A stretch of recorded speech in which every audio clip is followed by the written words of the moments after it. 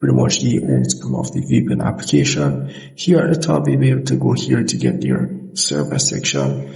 The ones with the crown icon here, you're gonna need subscription for those, and as well, you're going to need subscription for their streaming servers. So these servers are for like Netflix, YouTube, as you can see here, Fox News, and some other streaming websites. They also do gaming websites, but these are for like PUBG, Call of Duty, and so forth, and Roblox.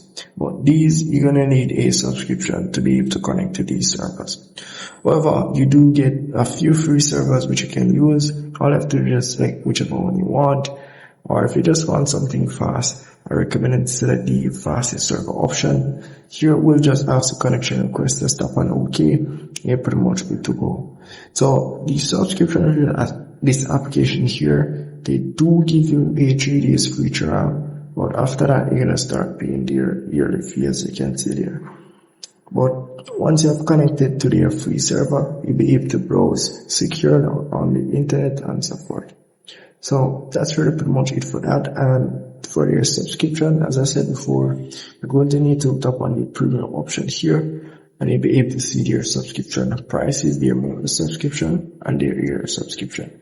They do offer 3-day free trial, as I said before, which you can test out their premium subscription and everything.